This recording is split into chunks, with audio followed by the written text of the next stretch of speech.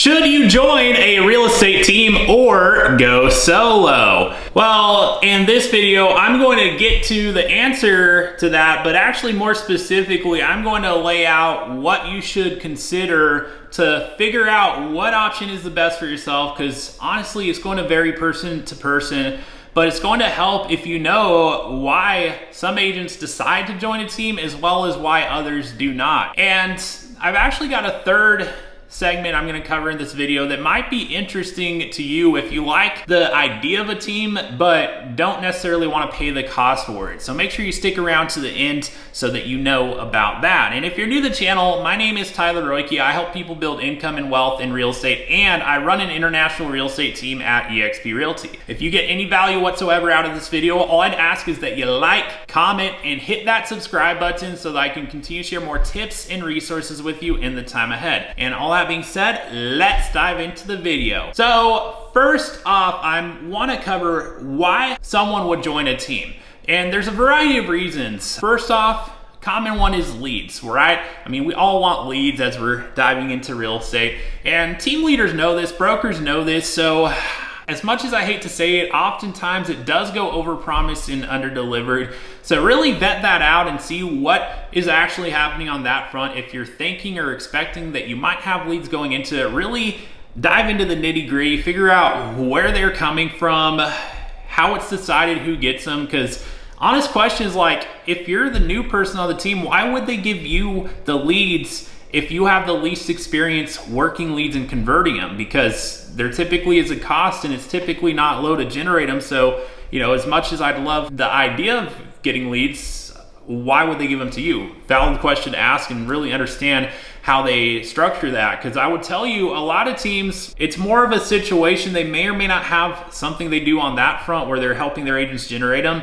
But a lot of times it's the systems and processes and structure to put you in a spot where you're doing less guesswork and just plugging into what it is that they tell you to do to generate leads, which actually leads me to the second point on why someone would join a team. It's the structures and systems. A lot of people feel like they need this or want this getting into the real estate business, because when you get started with that license, in effect what you are doing is you're launching your own real estate business. And if you go solo, you're pretty much on your own, figuring it all out, making the most of the resources the broker has. But at the end of the day, you're the captain of your own ship. You're in control of your own destiny. And while the idea of that might be sexy, the reality is, well, you've got to figure out the structure and systems and what you're doing on a day-to-day business to even generate business. And so when you join a team, typically you're doing less of the figuring things out and more of implementing what it is the team's already doing and really following the direction of the team leader and what it is they're telling you and showing you to do on a day-to-day basis to generate business for not only yourself, but for the team as a byproduct. So some people want that structure. I would say joining a team is like the closest situation to having a boss going into real estate as you could possibly have. And so if you're coming out the corporate world, working a 9-to-5, if you like the idea of having your own boss instead of being your own boss getting into things, joining a team might be something you'd consider more for that particular reason.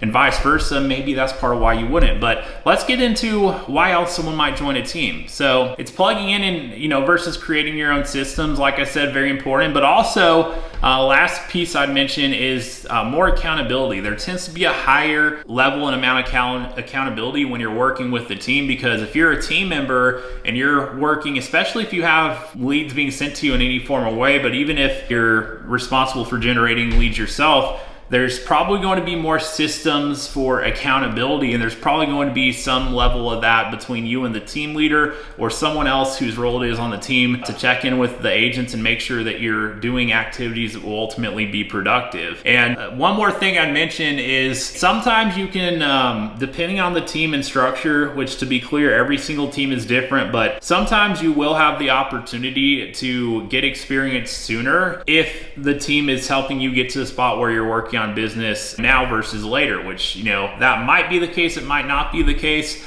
but that's another big benefit, is sometimes you can gain that experience sooner. But that brings me to the second key thing here though, which is why not join a team? If if you get all those benefits, why wouldn't everyone want to do it? I would tell you it's actually, as far as what I've seen, helping a lot of newly licensed real estate agents get started myself, I would tell you that most newly licensed agents do not join a team coming into the industry. Most of them are solo agents. And so why wouldn't they all want to join a team? Well, I'll tell you why. There's a variety of reasons why not join a team. For one, there tends to be a very big team split.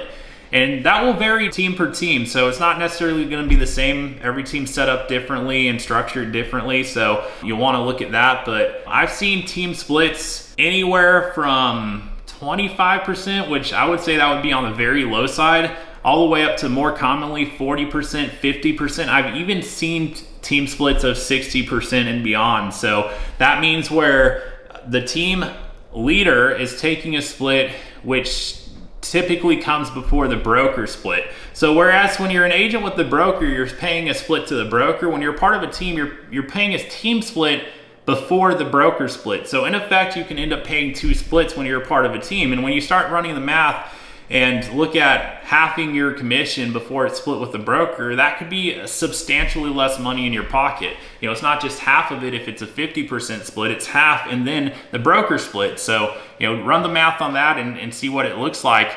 But that's a big reason why a lot of people opt not to. You know, they might realize, well, hey, maybe I'd have more of an opportunity to close business sooner, but I want to keep more of my own hard-earned commission when I'm working something, especially if it's a piece of business I generated, which oftentimes in teams, I talk to a lot of agents, a lot of people do generate their own business as team members. It's not always handed to them. In fact, I would say it's usually not handed to them. Usually they're having to do the work to generate it. So a lot of people prefer to just be in a position where they're going to have the highest amount of upside for that reward when it actually comes time for closing to happen. Another reason not to join a team is less autonomy. Fact is, when you have a team leader, you're plugging into their existing structure and systems, you're gonna have less freedom and autonomy to do things the way that you want to. It's more so following what's already proven to work, which I would say that's not a bad thing in general, but if you got into this business for freedom, autonomy, ability to set your own schedule, hours, what have you, I know a lot of people get into the industry for that as well as a financial component, but a team might not be as appealing if that's kind of your own mindset, that you want to build your own thing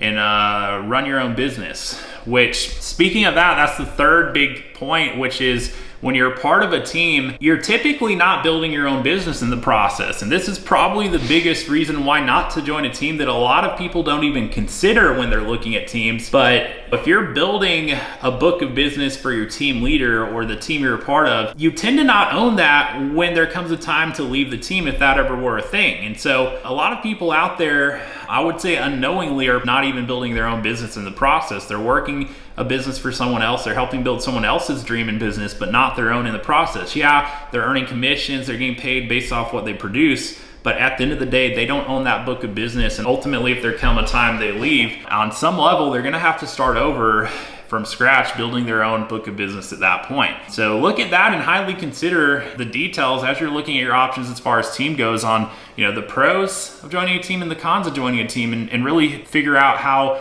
these details look with the specific team and structure that you're assessing, if that's what you're doing. Now, that brings me to a final point I wanted to share with you, is how to know what's right for you. And you're gonna wanna weigh the pros and cons, and what's most important is alignment with what it is you're after and what your vision and what your goal is, and why you ultimately decide to get started on this journey.